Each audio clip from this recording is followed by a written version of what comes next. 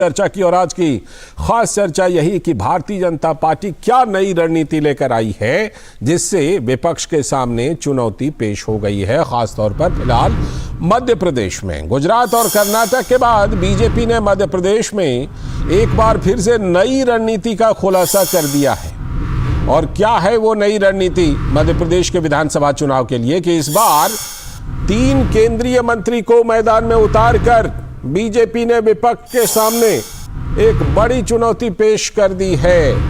शिवराज सिंह चौहान के सरकार के 20 साल हो चुके हैं तो एंटी इनकम्बेंसी यानी सत्ता विरोधी लहर है उसके सहारे कांग्रेस को जीत की उम्मीद है कि उस लहर के सहारे हम जीत जाएंगे। लेकिन अब कांग्रेस के सामने बीजेपी की इस रणनीति से नई चुनौती कि कांग्रेस कैसे करेगी मुकाबला और क्या कांग्रेस जो सोच रही है एंटी इनकम्बेंसी वो है भी या नहीं।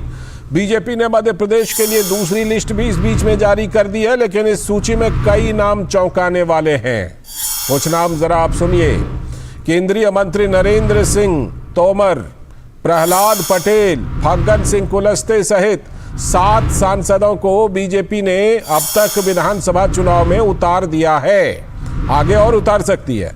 तो कांग्रेस का आरोप यह है कि बीजेपी तो घबराई हुई है, इसीलिए अपने केंद्रीय मंत्रियों को मैदान में उतार रही है। लेकिन हम जानते हैं कि बीजेपी कैसे काम करती है और उधर कांग्रेस पर सवाल है कि वो पार्टी तो अभी तक कोई कैंडिडेट का नाम भी तय नहीं कर पाई है।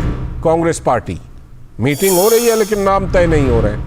तो कांग्रेस की दिक्कत दरअसल ये है कि पार्टी ने जिताऊ कैंडिडेट पर ध्यान केंद्रित कर रखी है, लेकिन चुनौती और भी है। उसके मंसूबे पर सपा और आप पानी फेर रही है। मध्य प्रदेश में विपक्षी गठबंधन में सीट शेयरिंग का कोई फॉर्मूला तय नहीं हो पाया है, लेकिन कल से इधर अखिलेश यादव अपनी जमीन तलाशने की कवायद तेज करने वाले हैं। आम आदमी पार्टी की तरफ से अरविंद केजरीवाल ने फ्रीबी की लिस्ट को इतना लंबा कर दिया है कि राहुल गांधी की लिस्ट छोटी पड़ गई है।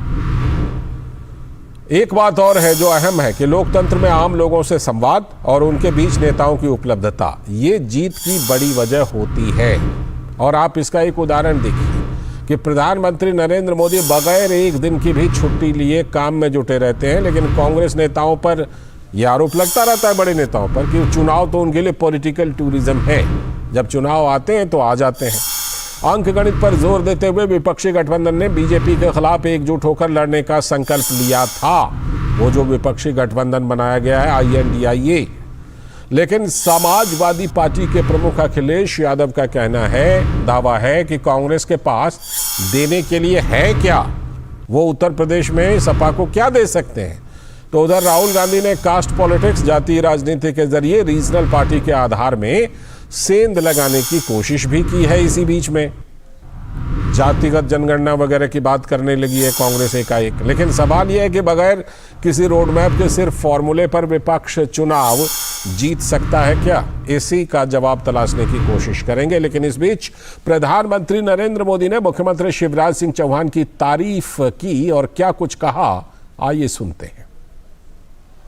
मध्य प्रदेश में भाजपा की सरकार को लगभग 20 साल पूरे हो चुके हैं।